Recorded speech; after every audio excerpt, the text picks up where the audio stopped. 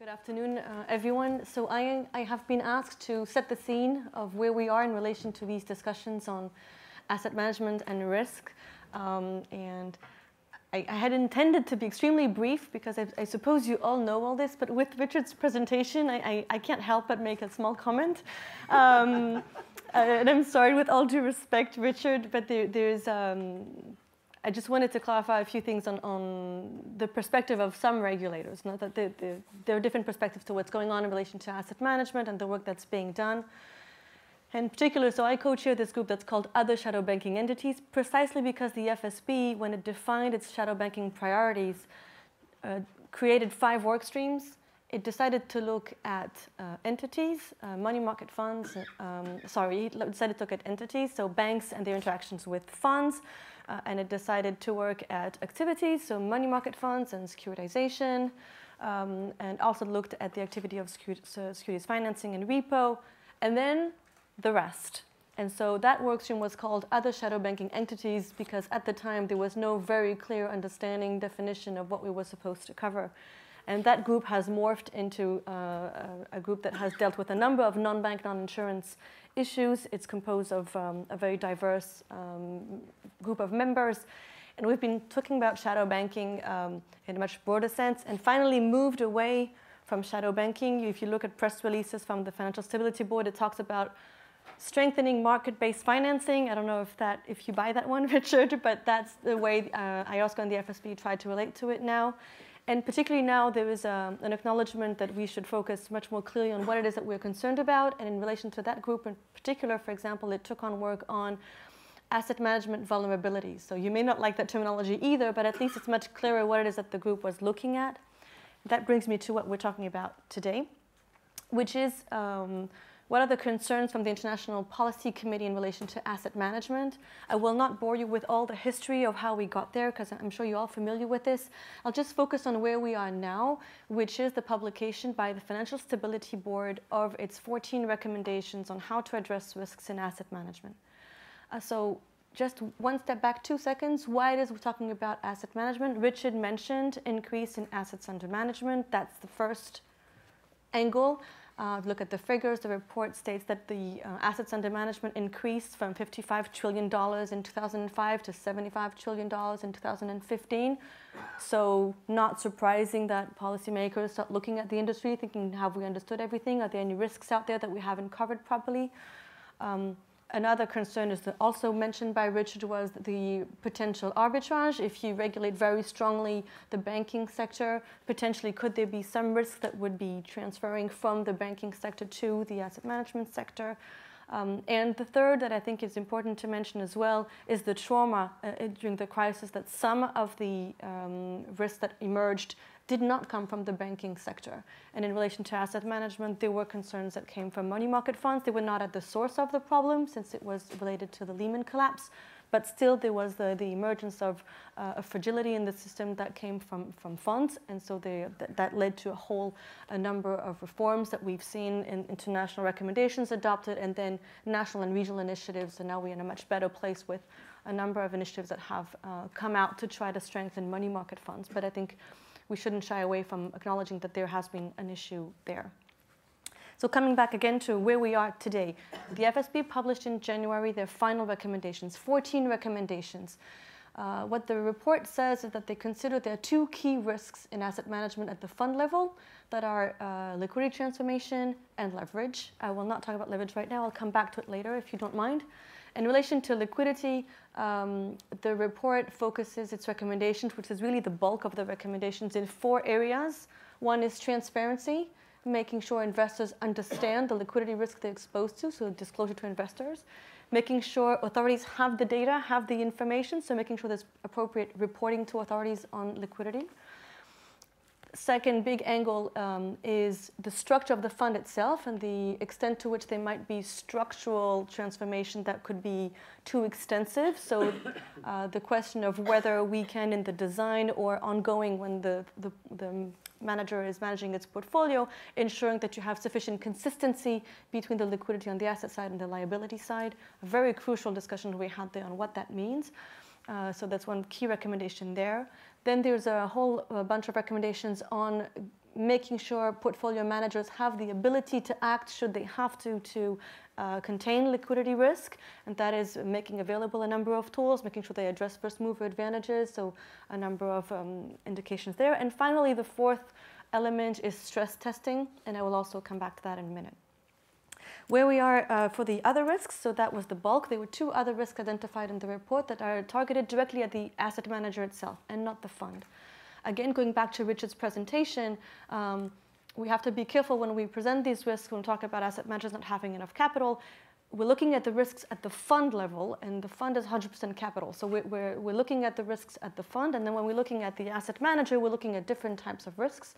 In the particular case of the Financial Stability Board, the two concerns that were identified: what happens in the event of a stress scenario and some problem? We don't define what kind of a shock happens at the level of the manager. How do they deal with it? Do they have transition plans, business continuity plans that are robust enough so that the event would be smooth over time? And then finally, the concern in relation to the balance sheet. And so the angle taken is situations where asset managers provide indemnification clauses, which is more of a banking type of service. And so the recommendation is to ensure that should that be the case, that it would be properly mitigated. It acknowledges that at this point in time, it's relatively small. And so authorities are encouraged to monitor that development to make sure it doesn't become material. And if it does become material, that they should take action. That's for the recommendations. In the report, the Financial Stability Board's asked IOSCO, recognizes that it was the expert standard setting body, so the International Organization of Securities Commission, which regroups all securities regulators. The FSB asked IOSCO to operationalize the recommendations on liquidity and leverage. What that means in practice is come up with enhanced guidance to explain what these high-level recommendations mean in practice.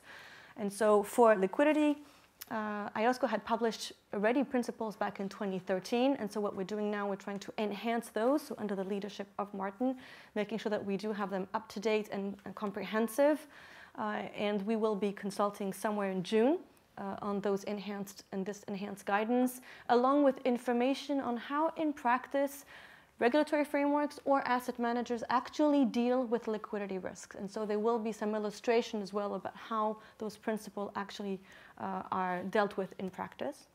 Second big work for IOSCO to take on, the FSB has asked IOSCO to develop measures of leverage that could work across fund ranges and across jurisdictions by the end of 2018.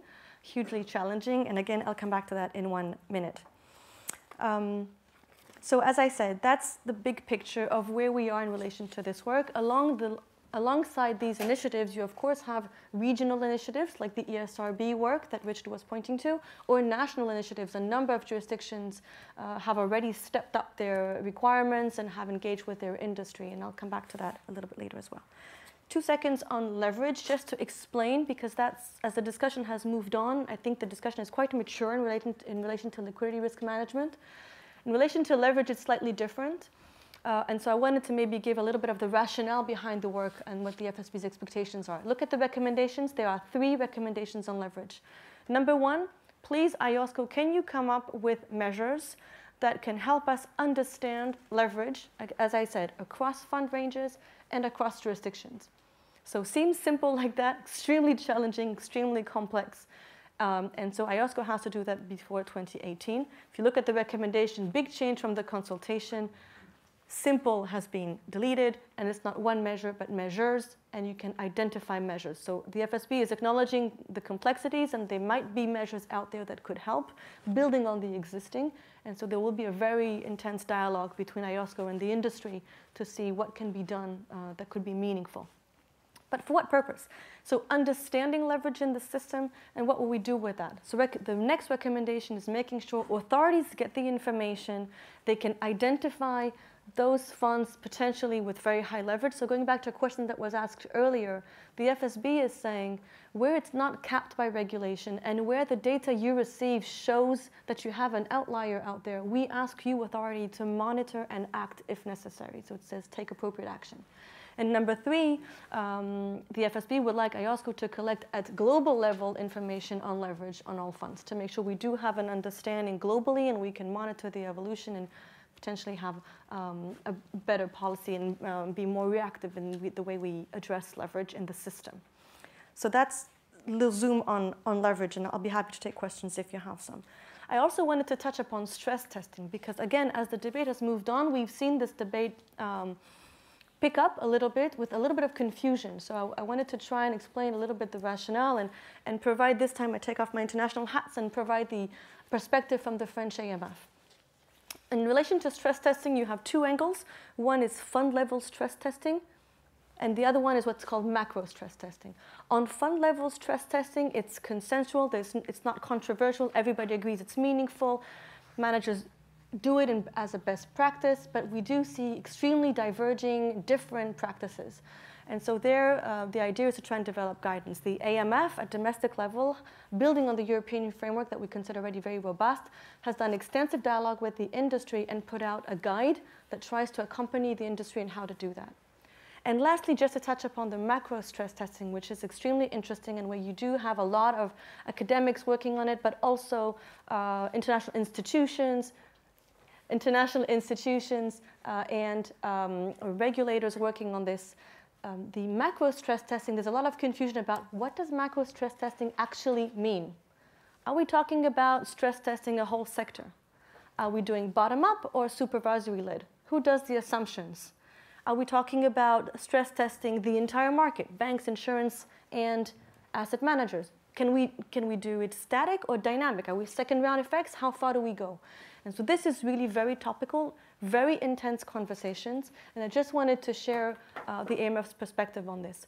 We support the ultimate goal of all these initiatives that are aimed at having a better understanding of the markets, a better understanding of how actors interact in the market and what are the dynamics.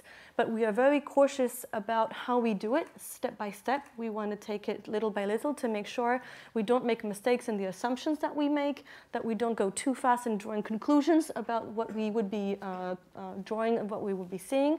It's very complicated. We don't have, as Richard was saying, a perfect understanding of interconnections. We do need quite a lot of information of what's going on, and the market being very dynamic. We have to be very cautious in the way we address this. And finally, since I was told I have 30 seconds, I suppose, is to explain that there was one exercise that was conducted at the French level that could be interesting. We acknowledge, again, it's exploratory at this point, and this is an area where we do think there's a lot of further research to be done. But there was an exercise conducted by the equivalent of the FPC. So the French High Council on Financial Stability, the Haut Conseil de Stabilité Financière, who conducted an exercise on commercial real estate. The HCSF was concerned that potentially the prices had increased too much, that transaction level was above the pre-crisis level, and that potentially there might be something we wanted to do there. And so scenarios were defined by the central bank, and then we conducted stress tests driven by the authorities in each sector. And we were able to define whether we thought there were systemic risks or not. This is just to share. This is one element. This is not the perfect exercise, but this is one example of how we can do this. I just wanted to shed some light on the way we view these issues, and I'm happy to take questions. Thank you very much, Natasha. So Mike goes next. I'm going to use the this, and because I have a handful of slides, not too many. So good afternoon, everybody. As Anna said, I'm a portfolio manager, so I can't provide a lot of insight on regulatory process, but I'm going to try to offer some thoughts on how at least one practitioner sees these issues. I work at AQR, and we manage a variety of funds and separate accounts, including a number that are levered. So we have a really intense interest in the health of the financial intermediaries. And we need counterparties that are strong enough and capable enough to provide the financing and the wide range of services that we need. I don't think we're a shadow bank. I've been looking through the slides there, and I don't really see us as a shadow bank. And I know Richard's looking for a better term, at least it sounds like. But I think we don't share really all of the key features, particularly guarantees, which I think are important. I think the one place the money management business has is in money market mutual funds, in dollar-valued funds. And I'll get back to that because I think there really was a real structural issue there that's important to understand where it comes from.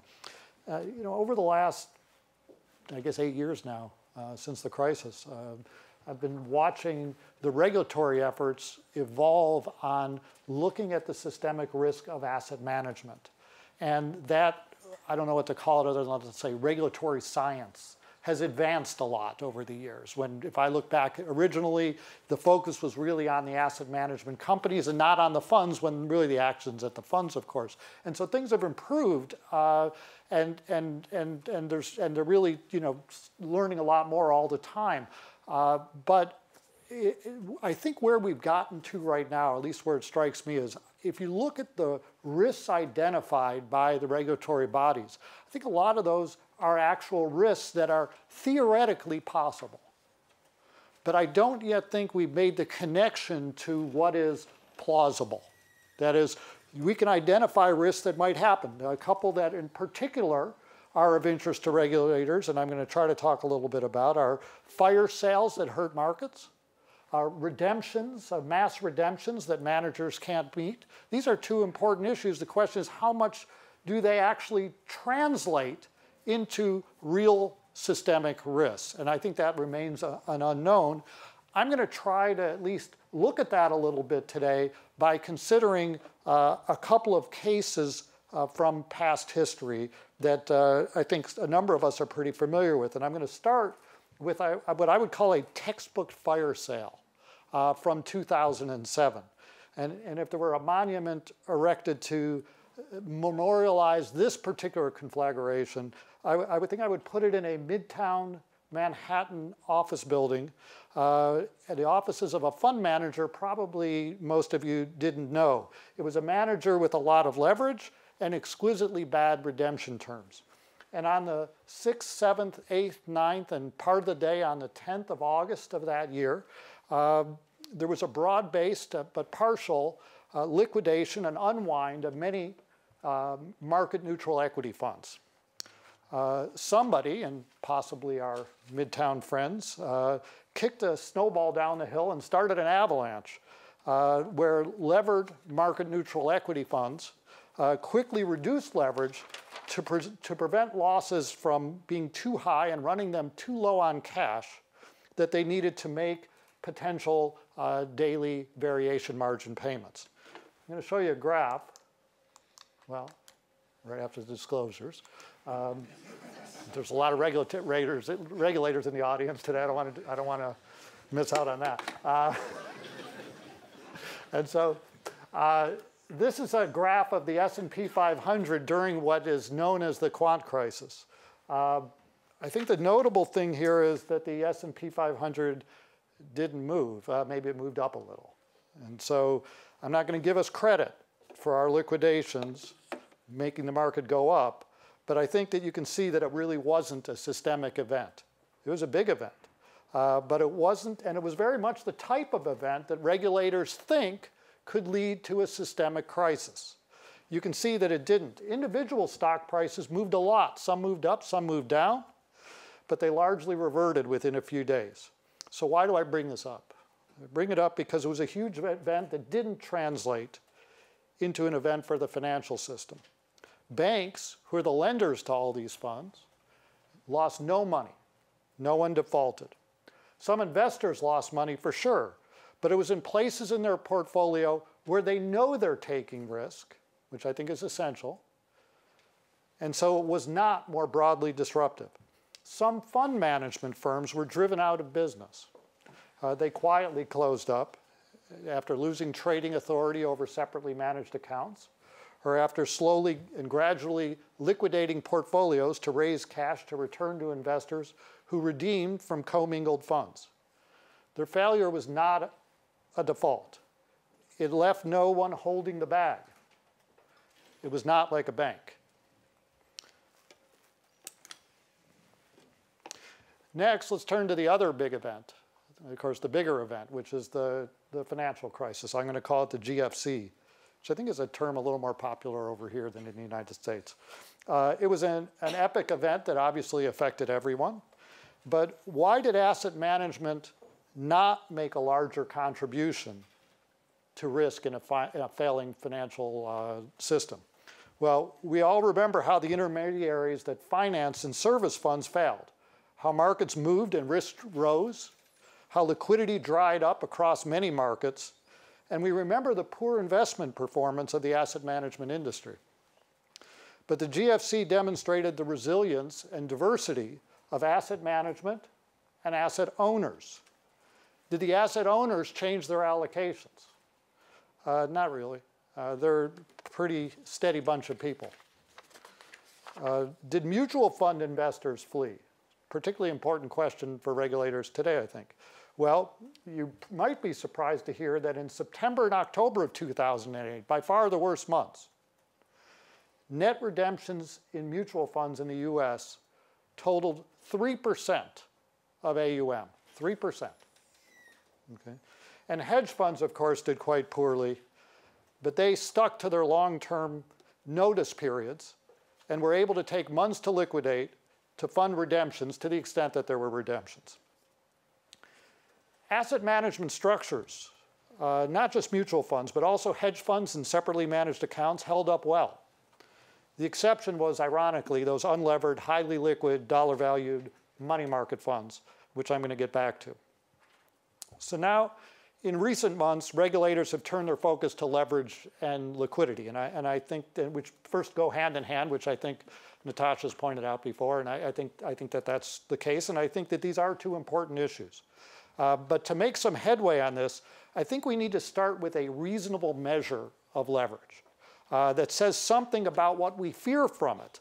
That is that large stress losses could drain essential liquidity from an investing entity. But unfortunately, the most common measure of leverage, gross notional exposure, doesn't provide much relevant information. And I'm going to show you a graph here. And what this is a graph of, we just took managed futures funds, of which there are many. And we plotted the gross notional exposure. You know, they trade in all kinds of different futures contracts, and the realized volatility of these funds. And you can see that the notional exposure goes from very low, probably tends to be about 600%, but it goes much higher than that. But there doesn't seem to be a lot of relation between the notional exposure and the actual risk level of the fund. There's a simple reason for that. The funds that use the most leverage tend to take a lot of exposure to very low-risk things, like Eurodollar futures, where these other funds may have higher volatility because they have relatively more weight on things like commodity futures, which are much riskier. So today I'm going to propose something a little bit different. I look at gross notional exposure as a useless sum of useful parts. And what I'm going to propose is this, is that we don't report gross notional exposure. Instead, we just break it down into an accounting identity and look at other pieces of it, pieces that have at least some meaning to them, which is the gross notional on the high-risk things, the low-risk things, the high-risk things that are hedged, and the low-risk things that are hedged. And reported this way, I think we would immediately have a better notion of the riskiness of some funds. It's not the only measure, it's not the perfect measure, but I think it starts to get at unwinding the apples plus oranges problem that we have from looking at gross notional exposure. Okay. I think to this, we could also add things like looking at cash, looking at the margin requirement, and the amount of securities financed.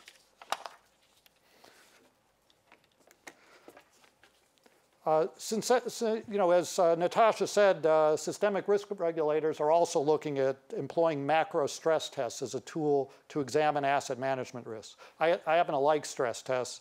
They have a lot of merit. And here's a few things I think should be considered in their design. First, I think it's important to distinguish between the possible in theory events from the plausible risks that we actually can and should mitigate.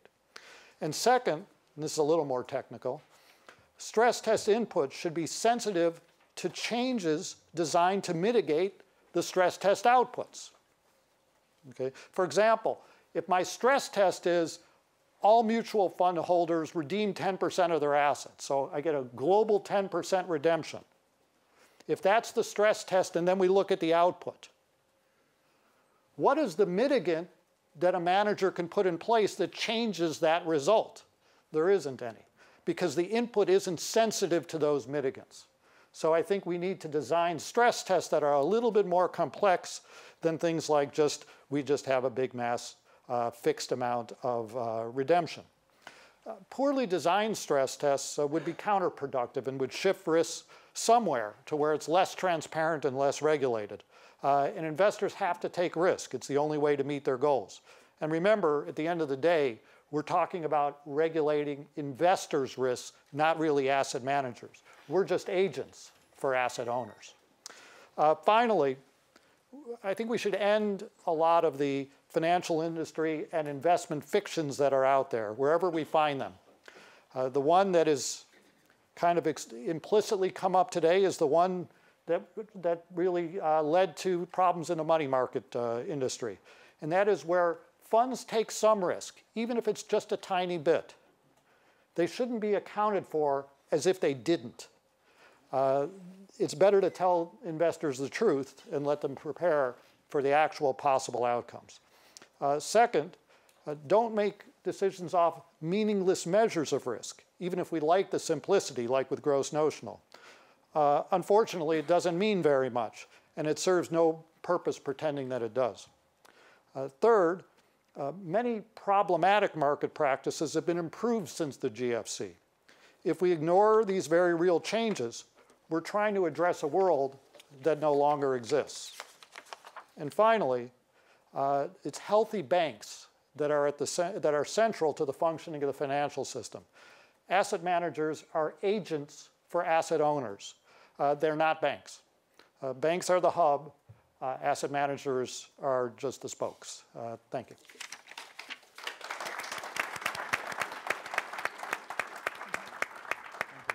Thank you very much. Mike, Martin goes next. Good afternoon. I expected to be standing up here agreeing with Natasha, and I'm in the slightly disturbing position of also agreeing with a lot of what Michael said, which is a bit irritating for the purposes of promoting debate. But nevertheless, I'll do my best. And I thought what I would do is to just try to explore a little bit some of the thinking that different regulators have had around getting themselves to the position they've got to, that Natasha has very effectively summarized. And I wanted to do that by having a go at answering some of the questions that were in the preparatory material for this session. But the first thing to say is, I mean, what I take very much from what Michael has said is, look, a trigger event doesn't necessarily mean a crisis, no matter how serious the trigger event is. And that is right. And I don't think what we are trying to do here as securities regulators is make the market so calm that you never get a trigger event. What we're trying to deal with is the mechanisms of amplification that come after that. But then you face the question that sometimes the markets prove quite resilient, and there are a lot of mechanisms of resilience in the markets. So how do we appreciate and acknowledge that and take account of that and not fall into this trap of just seeing a possible risk, and therefore we have to eliminate that risk? That's a huge challenge, I think, for us.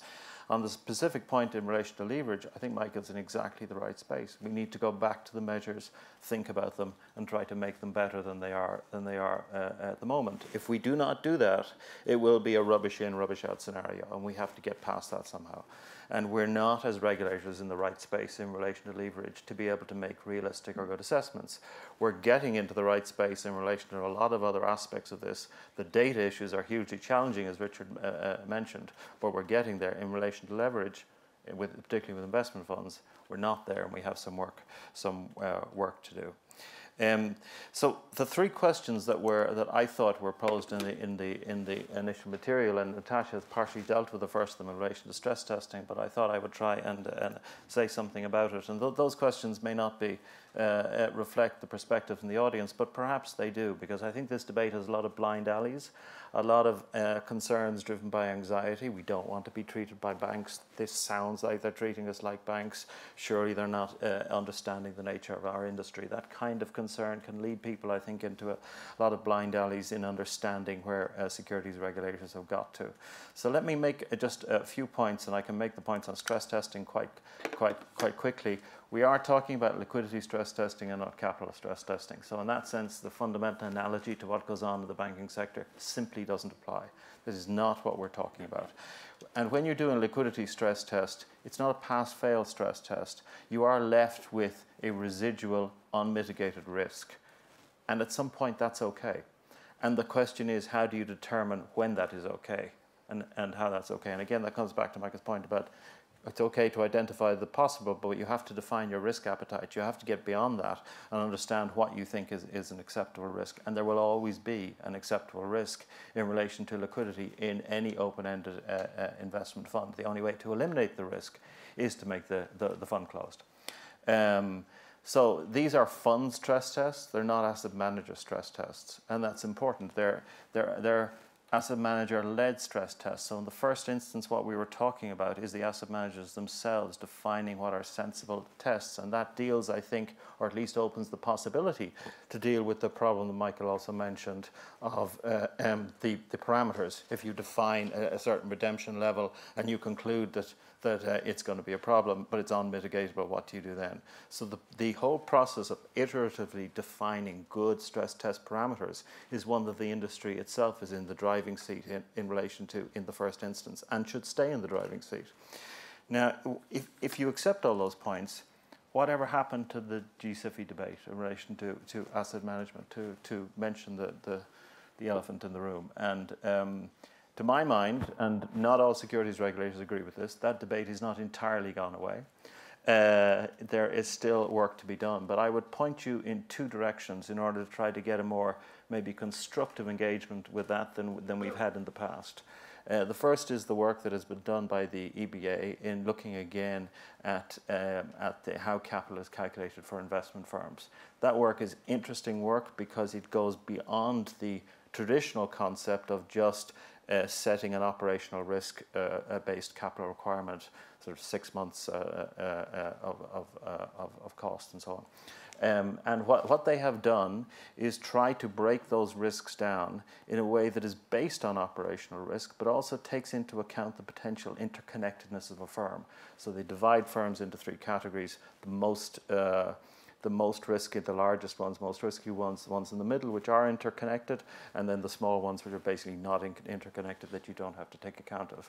That group within the EBA is about to finish its work and report to the Commission, but you can look at their consultation document, which is a useful indicator of an attempt to revise the way we deal with assessing capital for asset managers, which takes into account both operational risk and location within the market.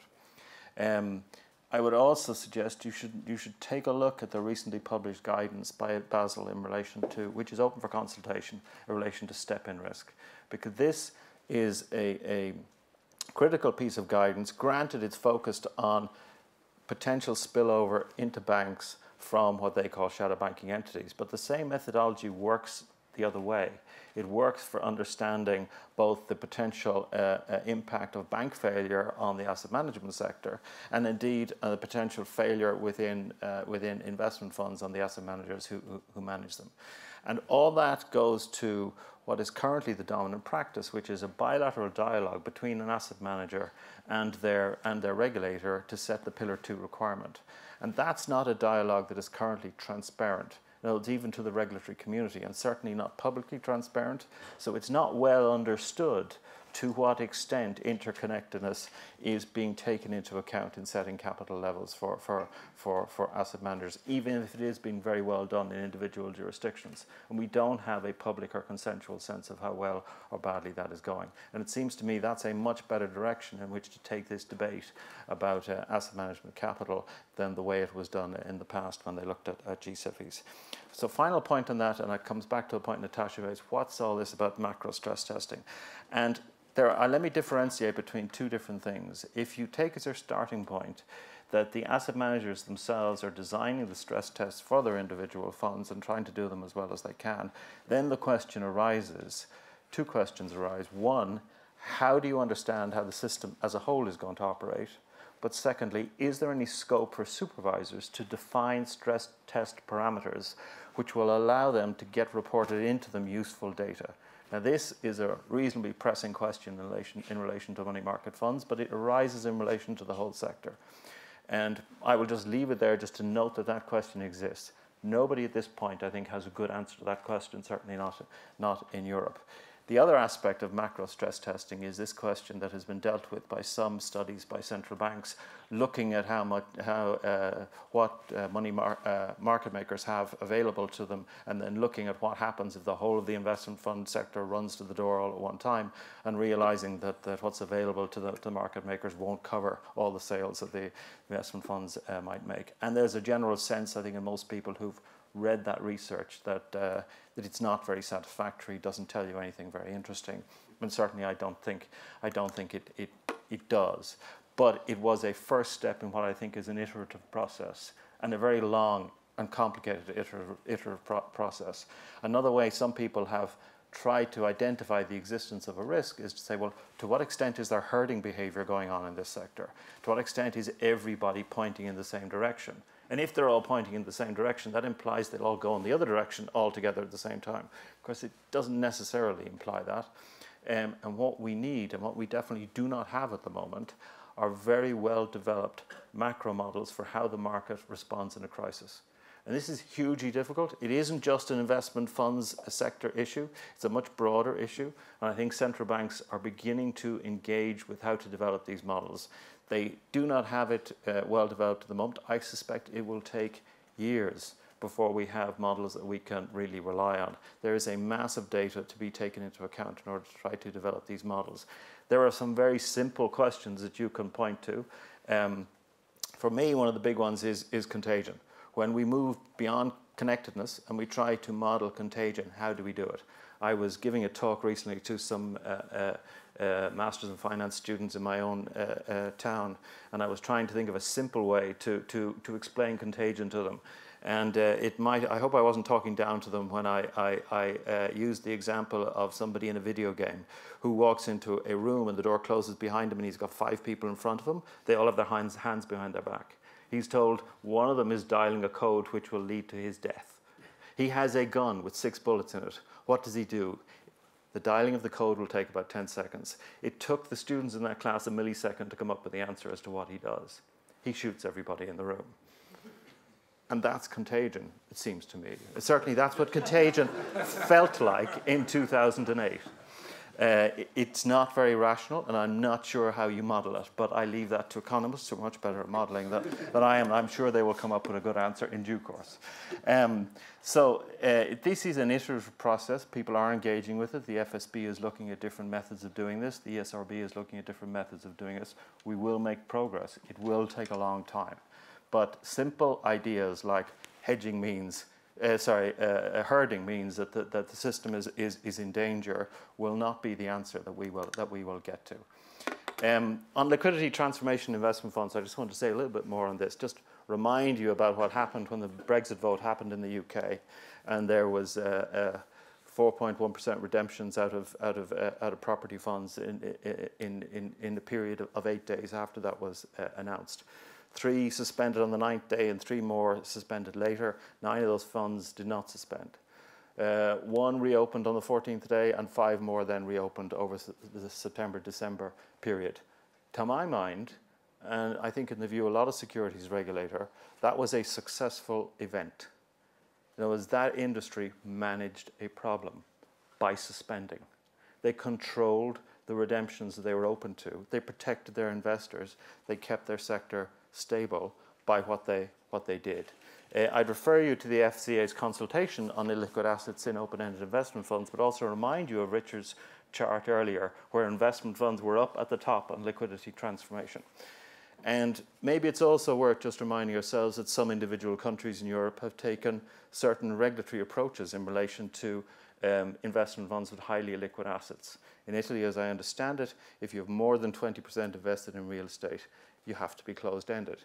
In Germany, there's a slightly more complicated set of arrangements, which I've attempted to summarize there, and which, if I understand it correctly, are a German response to their 2004-2005 valuation crisis in their funds. So the question arises, I think, in relation to liquidity transformation, and I'll leave you with this question: is there a type of asset that is not appropriate for an open-ended investment fund.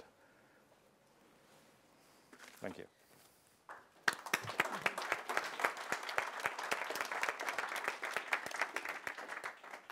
Thank you very much, Martin, and generally all the panelists. And now we open the floor for questions. So if you could state your name and affiliation before you ask the question, that would be great.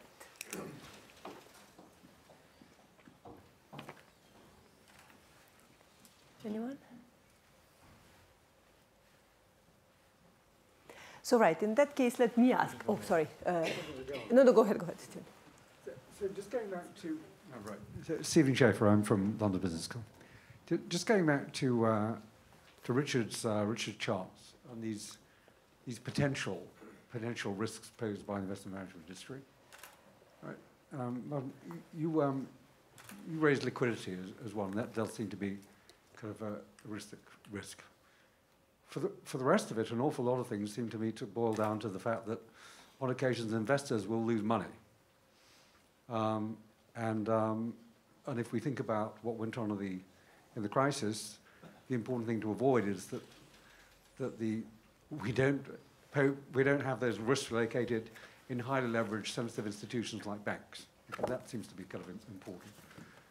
But there are events in the real world, and investors face these risks, and liquidity does seem an issue. Okay, as you were saying, from possibly correlated positions through crowded trades, if you like. I just want to ask sort of the panel whether they think indeed that is really the main risk here, or are these other risks, for example, is there really substantial credit mitigation really in the investment management industry? Is there really very substantial maturity transformation going on, or is it really down to liquidity? Who would like to? I'm happy to start and for the panelists to complement. Maybe instead of answering directly or providing maybe some flavor of the thinking, the reason why liquidity is so high on the list is because in relation to this conversation, there was this concern with potential deterioration in liquidity in certain fixed income markets. So there was this concern that if you have more investment funds investing in fixed income instruments, less liquidity in the markets, if at some point you have all funds that want to run for the exit at the same time, you wouldn't be able to do it all at once. And so the Bank of England publicly stated that they did a very rough questioning of their managers. It must have been at least 6 months ago now, maybe even a year. And they realized that managers, in their assumptions, they were going to sell 3 times the market. So it just didn't add up. But that was looking at the market, not looking at individuals. So maybe it was very conservative the way individual managers were looking at it, but not. So the main concern today was related to that because of the significant increase in investment in fixed income markets, and at the same time, this whole discussion, the debate is still ongoing really, because we still have questions about whether it has effectively deteriorated or not in fixed income markets. And so potentially the liquidity transformation is more acute, because if you want to sell into the market and the liquidity has deteriorated, it will take you more time, or you might have contagion effects. That's why liquidity has been so high on the list, where it wasn't mentioned, but it's obvious, liquidity risk is something that managers and regulators have been looking at for decades. It's not something that's new, obviously, right? That's what investment funds do. They give a promise in terms of the liquidity, and they don't necessarily invest exactly in the same degree of liquidity in their assets, and that's why they're professionals to manage, and they have to make sure that they do it appropriately.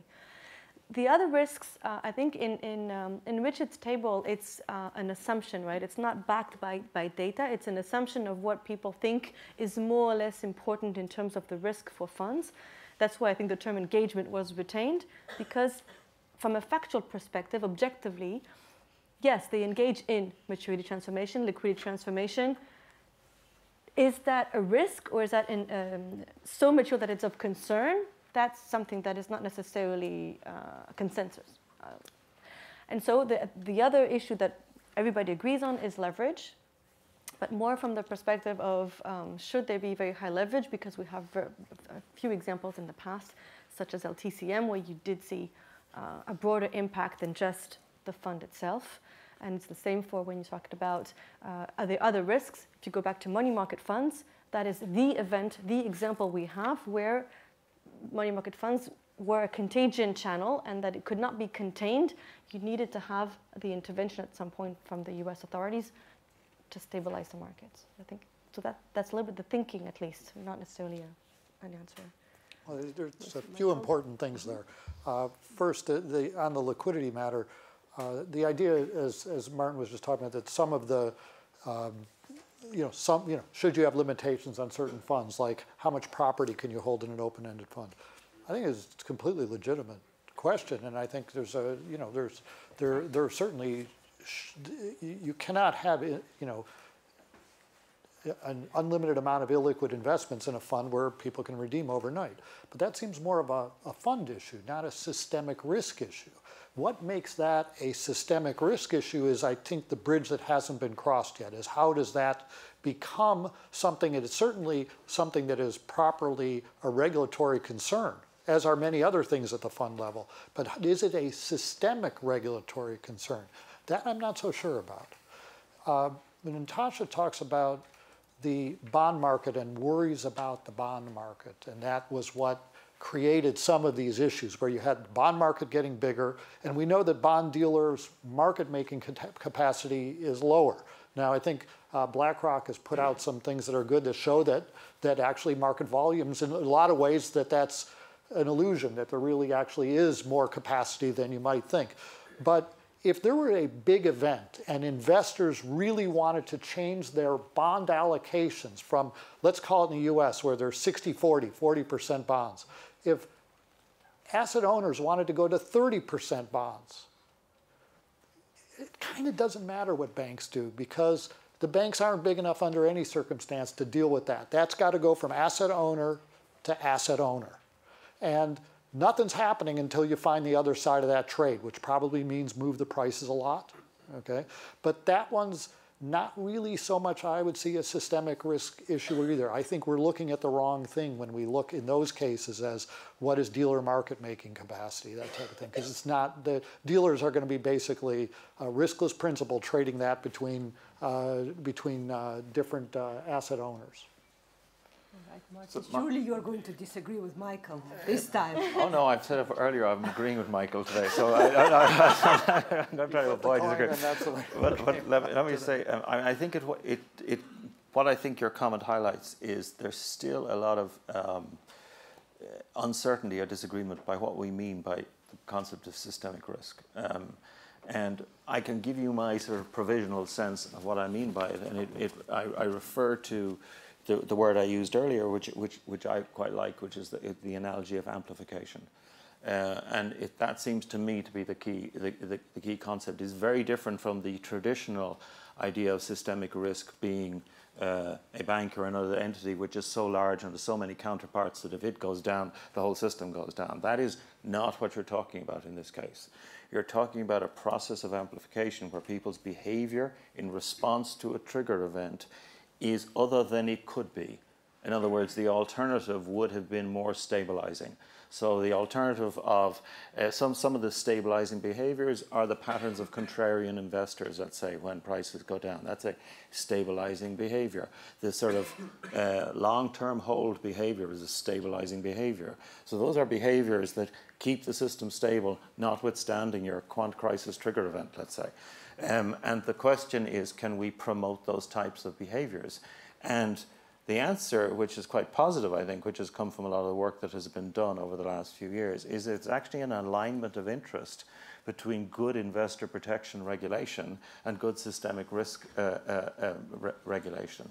That good liquidity management in investment funds so that it stays invested in the strategy which it has been mandated to invest in by its investors will also be the kind of behavior that will keep the system more stable in a crisis. Now, it's not a let's keep the system totally stable, because if the system is totally stable, then there's no risk being taken, there's no reward being earned, and there's no benefit from financial innovation and so on. So the financial markets are not doing their job. So it's about more or less stable. It's not about stable versus sort of completely unstable. So and to go back to your original question, is it really about liquidity transformation? I'm very tempted to say yes, because I think it's sort of 80 to 90% about liquidity transformation when we're talking about the investment fund sector.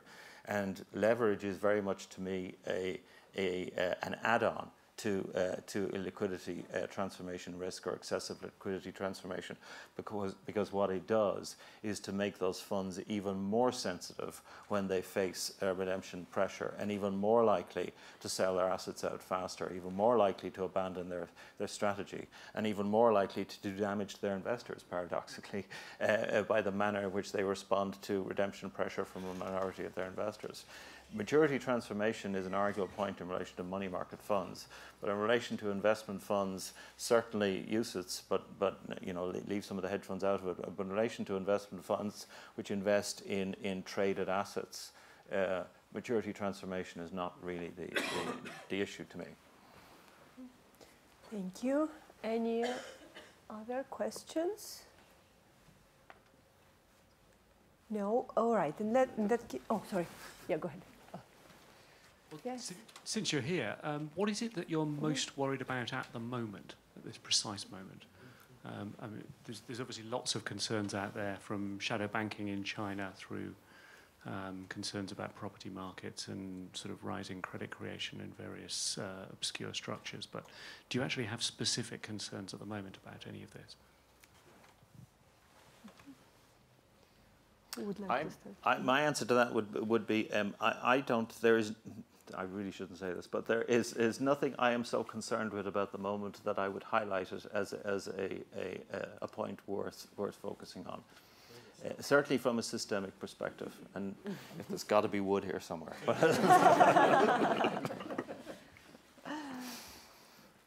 So let me ask you something. So let's take the worst case scenario. So you have in a fund a lot of leverage, a lot of illiquid assets, and they are involved in a very crowded trade. So how would this unravel? So in case there is a big redemption, so how do you see, so what is the systemic event for the market? What's the worst case scenario? Would anybody trace that unraveling for me if possible? You know, if presumed your question presumes that the entity is very levered and it's crowded, so that means other levered entities are in the same trade. That means somebody's lending them money, and I think that's the key issue. Is not so much what's the impact on the fund shareholders? They're probably going to lose money. That's presumably it's in investment pools where they understand there's risk. The real issue is. For the system is there are lenders, and if the lenders lose a lot of money, is that a lot of money? Okay, right. Remember, lenders sometimes can lose big piles of money in certain places. There are markets that kind of go upside down every once in a while in the banking business. The question here would be, is the event so big that it creates a 2008 type crisis, or maybe there's something smaller than a 2000, but some type of crisis. That's pretty hard to do. Something's got to be awful big. Remember, what is it that upended the world in 2008? A lot of it was the U.S. mortgage market, which is immense. It's hard for somebody to get a levered fund, presumably, let's say a hedge fund, which is where most of the levered funds are, to get that big and that crowded a trade to have that type of impact. I suppose it's theoretically possible, but I don't know where it's practically possible. I don't think that the trigger event is the key issue. To me, it's back to the mechanism of amplification. So you might get an event which could be quite small, and I somewhat buy the argument that's made by a Harvard professor whose name escapes me, that if you look at Lehman's on a net basis and what people actually lost on the back of that, it was quite small. The really scary thing is that it was quite small, and all that happened on the back of it. That is really what worries you about that. So it's not so much the event, it's the process that comes after it. And I think the vulnerability seems to be, and I defer to economists who are better able to understand this than I am, seems to arise in relation to investment cycles, where you get, over periods of time, you get changes in the way in which people access liquidity, and you get changes in the structure of leverage within the system, not in a sort of a trade-by-trade basis, if you like, but in a pattern where the system becomes so vulnerable that quite a small event, comparatively, can create quite a large behavioral shift within the marketplace. I'd like to add something here. So the thinking, there was a lot, the discussion we're talking about now, it looks like it's very consensual. There's no there's no huge tension. I just wanted to provide some background to the challenges and how we reach this point, which will explain why we are where we are. There really are some policymakers, and particularly central banks, which rightly so, it's their job, have been and continue to be extremely concerned with potential event that could have an impact of the size of what we saw during the financial crisis. And that is why they cannot accept the argument that, you know, we haven't seen it, or if something happens, we'll manage. We're equipped to deal with situations. And so the language is often you shouldn't be complacent. We shouldn't wait for something to happen to then provide a response. We need to be forward-looking and proactive. And so it's important to have that in mind. So we're trying to find the balance. And I hope the FSB landed in the right place in providing guidance to say we need people to step up their efforts in relation to these risks without being too prescriptive, to go to Martin's point of preventing markets from functioning normally. And so, yes, there are some concerns out there. I can't not respond to the question about what are we worried about. So we do have our risk teams who will be publishing our risk mapping, and so they're specialists, they're economists, and they do things very seriously, and that will come out somewhere in June. But I just wanted to share that first, in France, at this point in time, we are worried from the political perspective. There's a political risk, and so we don't comment on outcomes, but our chair did come out to say that he was worried there was not sufficient discussions about potential implications of a large country in Europe coming out of the Eurozone. We are concerned with we are concerned with valuation in the market and potential sudden price adjustments, and we've been saying that for a while. And there's also a very big concern with the very significant amount of debt in the system. That is, so I have academics around me who can correct me, but I understand that the level of debt is superior to what we had before the crisis. And so there are some concerns out there about, you know, where we are today. And so I wouldn't want you to think that we are okay or sleeping on our 2 ears happily. So again, this is a conversation that was very difficult because we're coming with different angles as to what we think actually needs to be done in the system, and a lot of good things have been done out there. And so going back maybe to close the loop of what IOSCO is going to publish, one of the elements that's going to be published alongside these additional enhanced guidance is providing illustration about past events. So I think what Michael and Martin provided today is precisely that, giving precise examples of events in the past and how it was dealt with by the markets or the regulators. And it does provide that material that we need to be able to understand, okay, what would be a situation that we would be concerned about? I think we really need to, and we have examples from the whole market, including in Hong Kong and China, or examples in the US and other places of the world. It's interesting, I think, to sort of have those elements. And we don't have material examples of significant problems. I think that would be an interesting element to put out there. It seems that we're trying to figure. I think you asked, your concern is a valid one. You know, how do things get amplified? The problem is, and we have to worry about these things that may exist, but we don't have a lot of good ways of figuring out what those things are. So one is to look at history, which is a little bit of how I approach things. But another thing is almost like you need like the equivalent of science fiction writers who can come up with ideas that you hadn't thought about and all that. I've spent some time studying LTCM, and you know, it's still not clear because we don't really know what would have happened had the banks not stepped in and provided more capital. We don't really know where that would have led. So we kind of missed that. I think you're right. Martin made the point. He said we're not interested in the trigger itself because, in general, and I think everybody accepts now, asset management and investment funds would only be a channel.